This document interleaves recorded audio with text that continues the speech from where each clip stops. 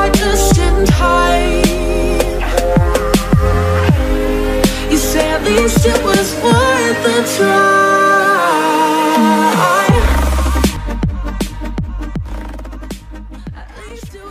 Assalamualaikum warahmatullahi wabarakatuh.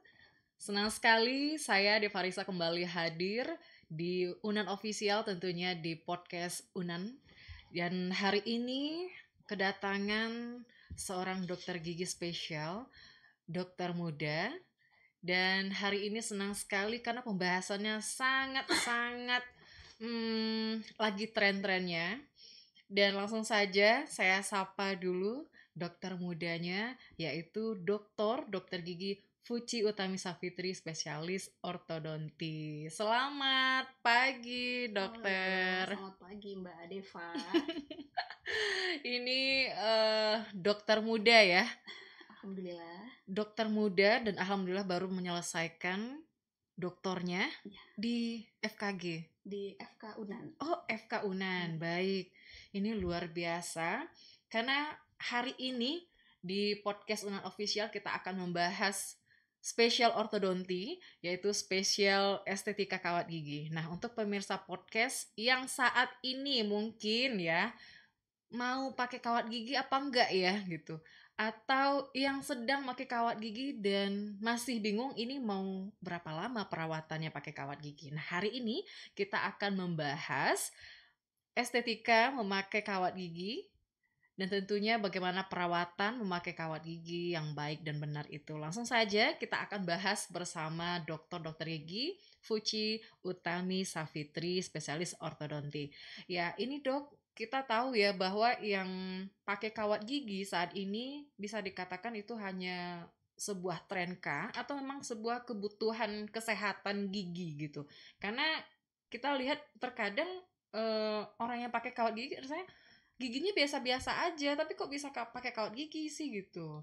Nah, jadi yang diutamakan yang memakai kawat gigi ini mungkin yang seperti apa ini, dok? Oke. Jadi untuk yang pertama itu kawat gigi itu adalah alat medis ya. Jadi pasti ada indikasi pemasangan kawat giginya. Itu biasanya berdasarkan keluhan pasien. Kemudian pasien harus datang ke dokter untuk mengkonfirmasi keluhannya benar nggak sih, ada diagnosanya.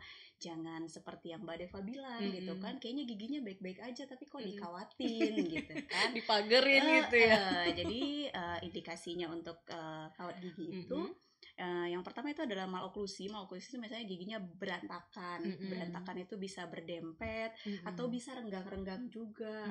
Atau ada keluhan bicara, ada huruf-huruf tertentu yang dia nggak bisa lafalkan dengan baik karena susunan itu giginya. ngaruh juga karena posisi giginya itu tadi ya. Iya, jadi kan ada beberapa susunan gigi yang bikin pasien seperti kita dengar tuh kayak cadel. Jadi ada susunan. Berarti cadel bukan karena lidah? Kemungkinan bisa karena lidah. Kemudian kalau lidahnya normal, kemungkinan karena giginya. Jadi ada susunan gigi yang nggak normal, jadi nggak bisa melafalkan sesuatu huruf gitu. Atau gangguan pengunyahan. Dia nggak bisa gigit pakai gigi depan. Misalnya kayak kita biasa kalau normal bisa sobekin plastik pakai gigi depan. Nah, misalnya ada pasien yang nggak bisa. Atau dia ngunyahnya nggak nyaman, kiri kanan ada yang merasa sakit gitu kan. Nah, itu dia baru itu indikasi yang real untuk kita lakukan perawatan dengan kawat giginya. Oke, ini luar biasa. Jadi nggak sembarangan pakai kawat gigi ini ya, dok ya.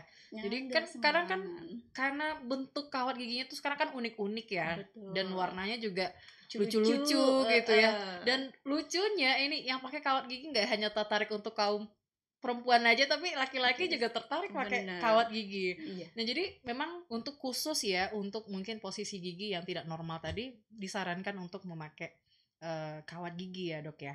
Nah, ini kalau kita lihat ini kalau dari sisi agama Islam ya, karena kan itu merubah bentuk ya, dok ya. Nah, ini bagaimana sih sebenarnya, dok? Jadi sebenarnya udah ada fatwa dari MUI mengenai pemasangan behel atau kawat gigi ini, dimana itu sudah diklaim halal karena ya itu tadi, karena ada indikasi medisnya gitu kan, karena pasien karena permasalahan gigi yang berantakan ini, misalnya jadi kesulitan membersihkan gigi sehingga di beberapa tempat itu jadinya gampang berlubang. Betul. Atau radang gusi yang selalu berdarah gitu kan. Itu kan sumber infeksi yang membahayakan untuk seluruh kesehatan tubuh kita secara umum, karena kan rongga mulut itu port of entry, area masuknya bakteri yang paling nyata gitu kan. Nah itu jadi asal ada indikasi medisnya, MUI menyatakan hal tersebut halal kok. Halal ya. Jadi jangan cemas ya dari jangan sisi cemas, kalau kita khususnya untuk agama Islam kan memang kalau untuk merubah bentuk itu nggak boleh ya. Betul. Baik, jadi disarankan ya dok ya kalau memang benar-benar posisi giginya tuh sangat mengganggu kesehatan, dan juga untuk terkadang yang pakai kawat gigi ini karena tuntutan profesi, malah ada juga yang mau melamar, biasanya ngelamar polisi ya gitu. Betul. Ya kalau giginya agak tonggol sedikit terus ini bakal nanti cacat di penilaian fisiknya gitu. Betul. Ya dok ya. Jadi memang tuntutan profesi, dan ada juga yang benar-benar terkadang anak-anak sekolahan pun dia udah punya rasa malu sendiri gitu ya. Dan pengen pakai kawat gigi deh biar cantik gitu. Nah yang untuk pakai kawat gigi ini dok, benarnya untuk di usia berapa sih amannya gitu? Jadi saat pemasangan kawat gigi ini jadi kita tuh ada 2 periode gigi. Periode gigi susu itu waktu anak-anak biasanya sampai usia 6 tahun. Terus kemudian periode gigi permanen, nanti kan gigi susu kita copot terus diganti sama gigi permanen. Yang mau kita tata rapi adalah gigi permanen kan ya. Jadi syaratnya adalah semua gigi permanen sudah tumbuh. Nah itu biasanya, kecuali geraham bungsu ya, itu biasanya start dari usia 13 tahun. Amannya di umur 13 tahun ya. Namun sebelum itu kita udah bisa observasi, kita udah bisa pantau ini kemungkinan akan jadi kasus apa enggak gitu kan. Kalau misalnya jadi kemungkinan jadi kasus, kita bisa treatment lebih awal, mau dengan alat lepasan atau mau dengan alat cekat kayak behel yang biasa dipakai, atau perawatan serial ekstraksi. Jadi kita tuh secara berkala mencabut gigi susu untuk menyediakan tempat untuk gigi permanen penggantinya tumbuh. Jadi supaya nggak tumpang tindih gitu ada kan. Ruangnya, dikasih ruang. Biasanya kalau tumpang tindih jadinya gigi permanen kalau nggak maju ke depan, mundur ke belakang. Posisinya itu aja ya, karena nggak disediain gitu. Nah ini kita sediain gitu supaya lebih rapi. Suatu saat kalau misalnya tetap berjejal gitu kan, tetap berantakan, perawatannya nggak terlalu sulit, nggak terlalu lama waktu perawatannya, dan kemungkinan biaya juga jadi lebih murah kan. Oke, baik dok. Nah kalau misalnya pemasangan kawat gigi itu di bawah umur 13 tahun tadi, gimana sih risikonya dok? Pemasangan kawat gigi yang terlalu awal itu kan yang harus kita sadari adalah semakin banyak alat di dalam mulut, semakin susah untuk membersihkan rongga mulut kan ya. Yang kita khawatirkan adalah pasien yang masih usianya terlalu anak-anak gitu kan, belum concern bersihin giginya gitu.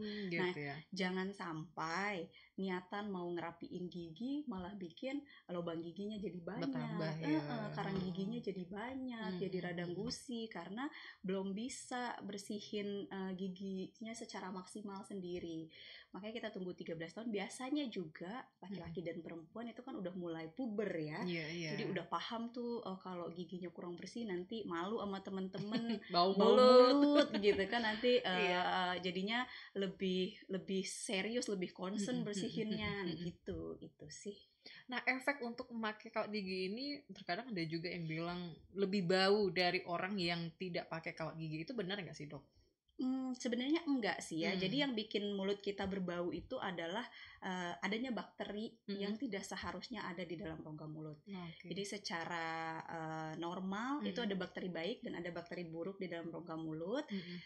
Kalau jumlahnya seimbang, dia tidak menimbulkan gejala. Nggak ada lubang gigi, nggak ada karang gigi, nggak ada bau mulut, nggak ada gusi berdarah. Tapi kalau misalnya pembersihannya nggak maksimal atau ada lubang gigi yang enggak dirawat, akarang gigi yang nggak dibersihin, nah pasti jumlahnya jadinya berbeda kan ya, tumpang drastis. Nah itulah yang bikin jadi ada keluhan, bau mulut lah, terus radang gusi lah, disikat gigi ringan aja terus gampang banget berdarah. Nah itu tuh biasanya. Nah jadi gimana sih tipsnya ini dok, kita mau pakai kawat gigi? Nah, apa sih perawatan apa yang harus kita lakukan untuk sebelum pakai kawat gigi ini? Jadi pada dasarnya di bagian manapun itu kita tidak boleh ada infeksi ya. Nah, jadi ya kalau di rongga mulut terburu-buru ya. Iya, jadi kalau di rongga mulut infeksinya itu adalah infeksi jaringan keras, itu infeksi gigi, biasanya lubang gigi. Terus kemudian di mukosanya itu permukaan pipi, gusi, lidah itu biasanya keluhannya sariawan. Itu nggak boleh ada. Itu harus kita rawat, kita bersihkan, kita selesaikan dulu sebelum perawatan ortodontinya mulai. Terus misalnya ada juga sisa akar gigi misalnya gitu kan. Itu kan keadaannya terbuka. Walaupun dia terpendam di dalam gusi karena gigi yang berlubang pecah gitu kan. Nah, tapi itu juga tetap sumber infeksi yang harus kita selesaikan sebelum perawatan ortodontinya. Berarti intinya jangan ada luka-luka dulu deh di mulut. Betul, ya dok. Betul, nggak boleh ada infeksi. Kalau misalnya sariawannya di bibir gitu dok, itu nggak masalah? Sariawan itu kan ada sebabnya pasti ya. Ada juga pasien-pasien yang ingin melakukan perawatan kawat gigi karena sering banget sariawan karena ada gigi tertentu. Karena kan sariawannya biasanya kan di mulut ya. Nah itu masalah juga ke gigi nggak dok? Sariawan itu kan kayak luka terbuka juga ya. Jadi kalau misalnya kontak dengan bakteri yang dia nggak bisa menahan permasalahan dari bakteri tersebut, keluhannya jadi tambah banyak gitu. Nah itu tetap juga harus ditreatment dulu. Tergantung sebabnya, apakah karena trauma misalnya tergigit atau ada kebiasaan kan kayak ada tuh pasien yang suka gigit-gigit lidah. Nah itu kan nanti jadi sariawan luka, misalnya pasiennya nervous gitu kan, terus dia jadi kebiasaan gigit lidah, gigit bibir, gigit pipi. Nah gitu karena nggak nyaman gitu ya dok ya. Oke dok, nah ini setelah kita pasang gigi ya dok ya, ini berapa lama sih biasanya untuk perawatan gigi, atau tergantung dari posisi giginya kan, atau bagaimana nih dok? Atau memang ada jangka waktu yang ditetapkan? Jadi untuk masa lama perawatan ortodonti itu, perawatan kawat gigi itu sendiri, itu juga tergantung dari kasusnya yang pertama, berat atau ringan gitu kan, terus pemilihan alat, bahan dan teknik perawatan. Karena kawat gigi ini pun karena perkembangan teknologi, ada yang konvensional, ada yang self ligating gitu kan, ada yang karet warna-warninya yang bikin lucu itu harus diganti supaya alatnya aktif dan bisa bekerja. Ada juga yang otomatis gitu, dia bisa berjalan sendiri, ada waktu perawatannya, jadi kontrol pasiennya jadi lebih lama gitu. Terus habis itu setelah gigi kita posisikan pada posisi ideal sesuai rencana perawatan, itu namanya perawatan aktif. Jadi gigi masih kita goyang-goyangkan dari gusi untuk mencapai posisi ideal. Setelah itu kita harus kuatkan lagi di posisi baru kan ya. Itu namanya fase pasif. Itu biasanya minimal 6 bulan. 6 bulan. Minimal ya dok ya? Perawatan aktifnya mungkin lebih kurang, tergantung kasus ya, 6 bulan sampai 2 tahun. 2 tahun. Kemudian pasifnya 6 bulan. Kalau lewat dari 5 tahun dok, gimana dok? Itu dia, sekarang tuh ada tren karena mungkin dia udah pakai taruh 2 tahun idealnya ya dok ya, dia udah merasa aman dan terbiasa, jadi kalau buka gigi jadi malas, jadi ngerasa aneh gitu. Jadi udah hampir 5 tahun nggak buka-buka itu kawat giginya dok, gimana dok? Namanya alat gitu kan ya, kita pakai gitu, apalagi ini di dalam mulut dipakai makan, minum, sikat gigi, kadang keseruduk sendok gitu kan, luar biasa nyut-nyutnya. Keseruduk gelas gitu minum kan, pasti ada sompelnya. Terus alat itu kan ada masa pakainya. Kalau masa pakainya terlewati, mungkin lebih kurang kayak makanan expire kali ya, pasti akan memberikan keluhan, entah alergi, peradangan atau sariawan gitu kan. Terus semakin lama alatnya dipakai dan enggak dikontrol, artinya kan tidak dibongkar gitu kan, semakin banyak kotoran yang numpuk harusnya di balik alat itu kan. Nah, jadi potensi menyebabkan lubang gigi, potensi menyebabkan radang gusinya naik lagi berarti gitu. Nanti kalau misalnya dari pemirsa nih rasa-rasanya udah normal ini posisi giginya udah langsung aja dibuka gitu ya dok ya? Iya, itu kan yang asesmen nanti dokternya. Jadi kalau saya sih biasanya udah ya perawat aja sudah selesai, dok saya belum mau buka. Saya selalu jelaskan, kamu masih boleh tunda berapa lama dari alat ini sejak awal kita pakai gitu kan. Jadi kita ambil masa pakai maksimal deh gitu. Kalau lewat ya mesti ada efek sampingnya ya. Mesti ada terkadang ada juga ya dok ya. Ada teman yang saya lihat itu ya, giginya tuh malahan seperti ada garis putih setelah pakai kawat gigi. Apakah itu memang karena jejak dari kawat giginya ini atau bagaimana ini dok? Iya, kan karena hasilnya kalau dibuka kan jelek juga gitu ya, seperti ada garis putih. Betul. Jadi gigi kita ini kan ada porinya juga kayak kulit gitu kan. Jadi dia itu menyerap warna. Jadi waktu kita pakaikan behel kan ada ada bagian gigi yang tertutup oleh behel. Iya betul. Nah itu artinya dia nggak berkontak dengan makanan, minuman selama perawatan. Terus kemudian sementara gigi sebelah dan atasnya yang tidak tertutup itu berkontak terus dengan makanan. Nah itu jadi wajar sekali biasanya itu ada seperti belang gitu ya. Iya, sedikit belang warnanya gitu kan. Paling mengaruh ya dok ya pakai behel itu jadinya seperti itu efeknya dok. Iya, itu sama aja kayak kita pakai jam tangan biasanya kan di bagian yang tertutup sama jam tangannya nggak putih dikit ya. Jam tangannya jadi berjejak itu.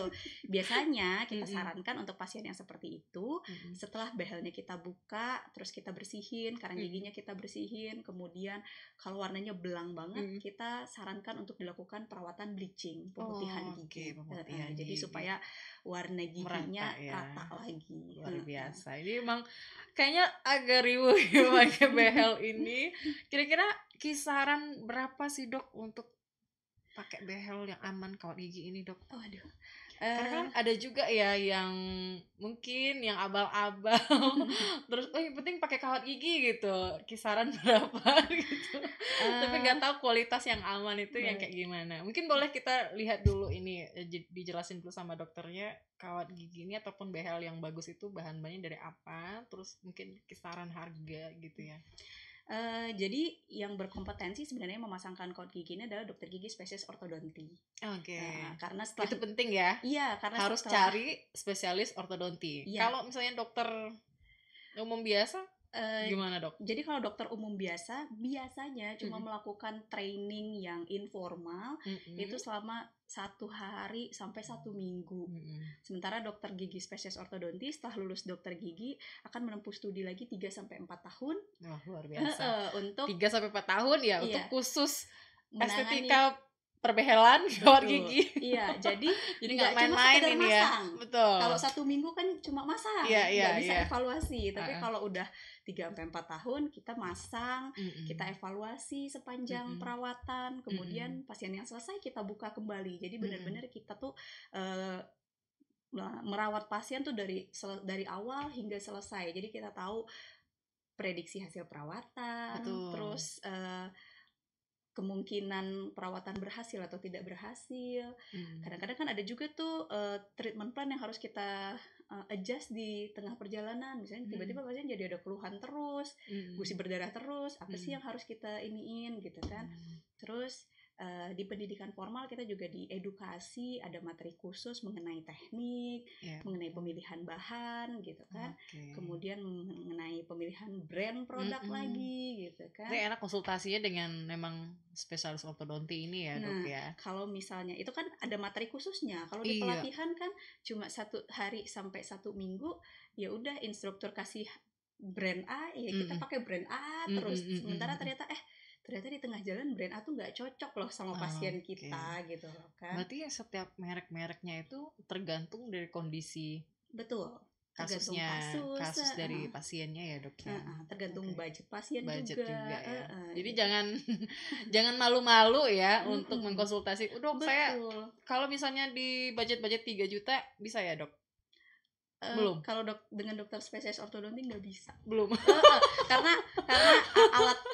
alat mahal, barang mahal belum tentu bagus. Tapi barang bagus pasti mahal. Pasti gitu kan. Mahal ya. Terus instrumennya kan nggak cuma yang melekat di dalam mulut pasien. Instrumen yang operatornya pakai, dokter spesialis ortodontinya pakai itu kan juga mempengaruhi biaya perawatan. Berarti perawatan yang tidak abal-abalin dok, yang aman. Itu kisaran berapa harganya dok? Itu tergantung merek juga ya, merek ya. Pokoknya di rentang berapa sih dok? Jadi kan dengan dokter ini pasien kita yang mendengarkan podcast di Unan Official juga paham, oh berarti kalau segini harganya pasti behalnya kurang berkualitas gitu kan, jadi langsung tahu ini. Kalau dengan dokter spesialis ortodonti standar di Padang biasanya kita start dari 7 juta. 7 juta ya, oke. Terus hati-hati juga sama pasien yang ditawari klinik-klinik yang kayak cuma 2,5 juta gitu kan, terus nanti tiba-tiba ada masalah, terus pasiennya harus datang lagi ke dokter spesialis ortodonti, bayarnya udah jadi hampir 10 juta kan ya. Oke, betul sekali. Jadi jangan berulang. Iya.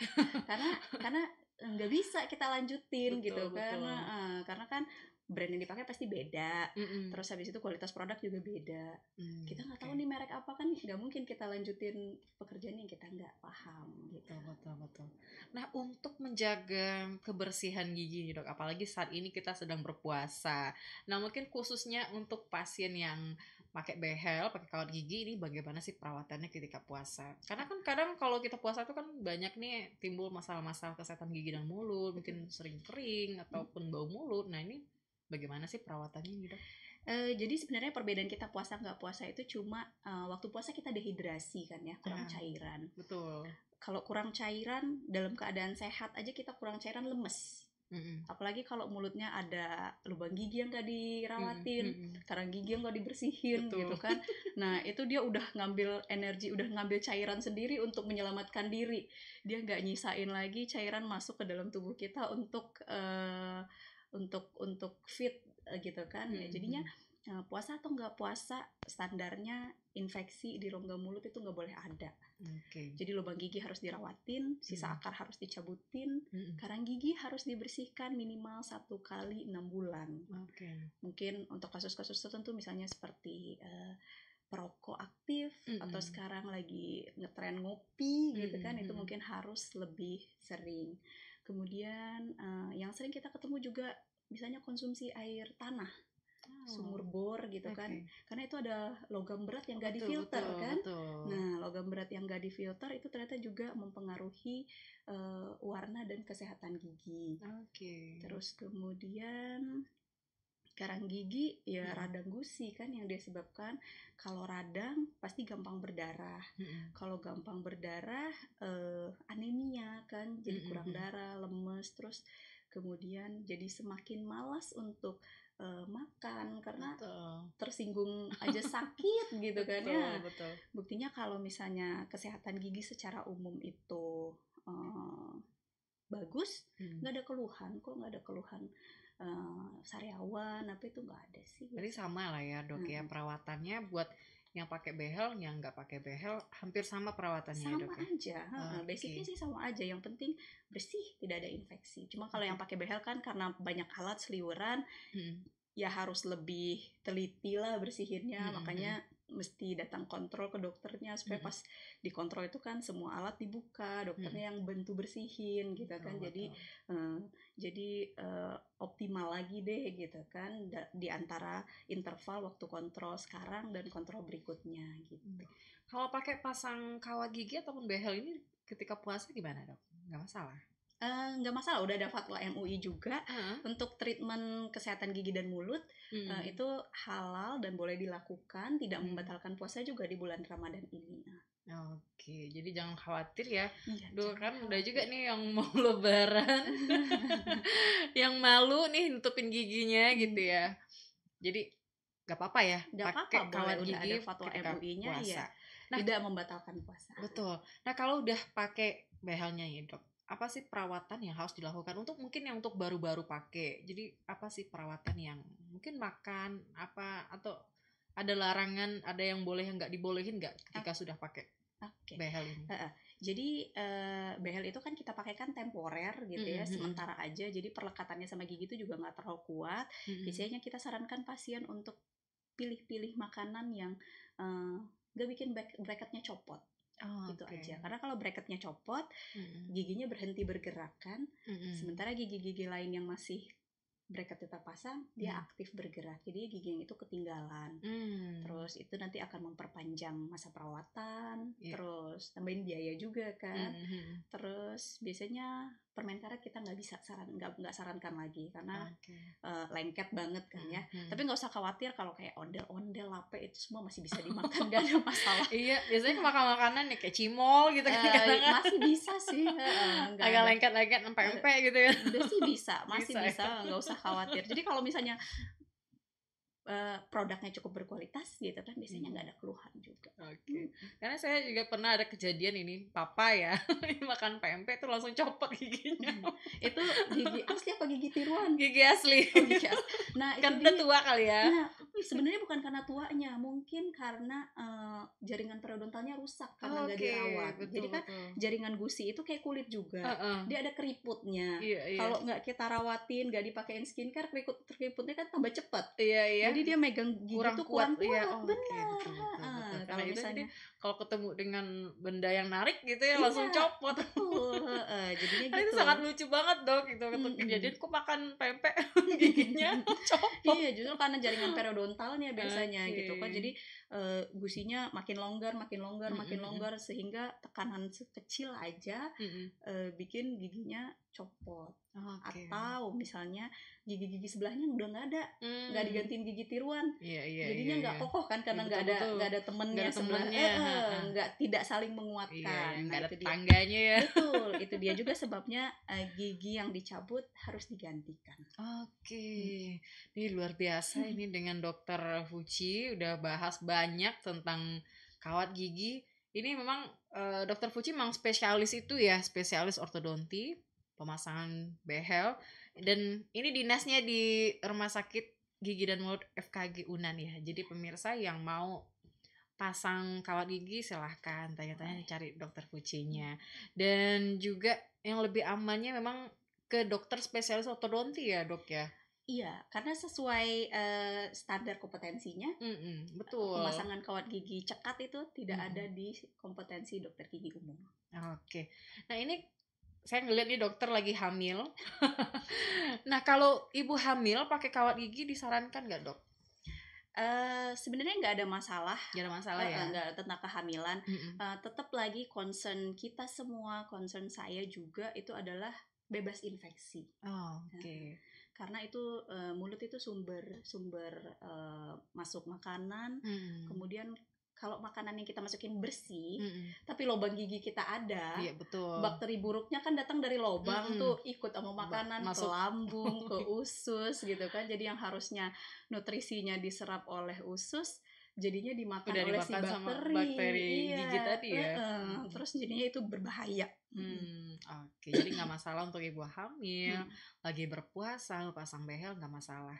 Dan yang paling penting perawatannya, lama perawatan harus diperhatikan. Betul. Nah ini untuk konsultasi nih dok, setelah pakai behel ataupun kawat gigi ini berapa lama sih biasanya? Misalnya dalam setahun ada berapa kali kontrol atau berapa kali ini cek ke dokter? Kontrolnya itu biasanya kita melakukan aktivasi kan ya. Aktivasi itu tergantung juga teknik dan jenis bahan behel yang digunain. Tapi biasanya kita recall pasien itu 3-5 minggu sekali. Jadi cukup ini juga ya dok ya, perawatannya sebulan sekali lah gitu. Jadi harus nyiapin duit banyak intinya ya.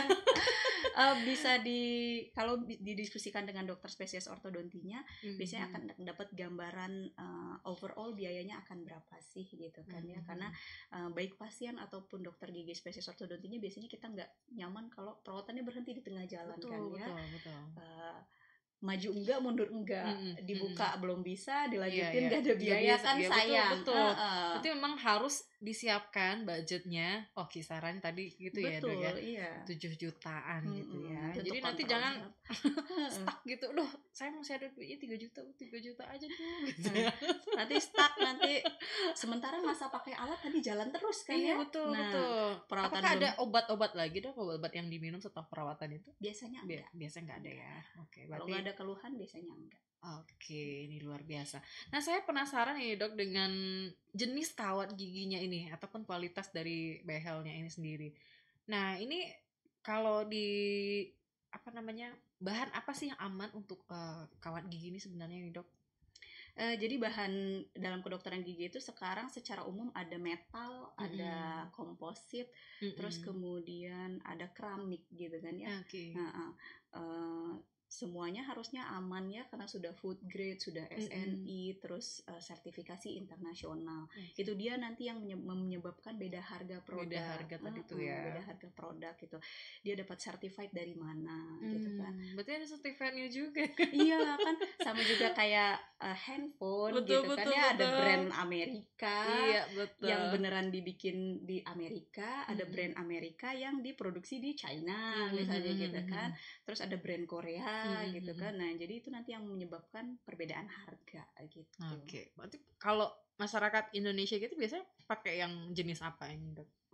Tergantung budgetnya juga sih. Budgetnya juga, ya. Nah, yang sering kita miss gitu di pasien-pasien yang akhirnya menyebabkan komplain adalah yaitu tadi produk yang dipakaikan ternyata tidak berkualitas.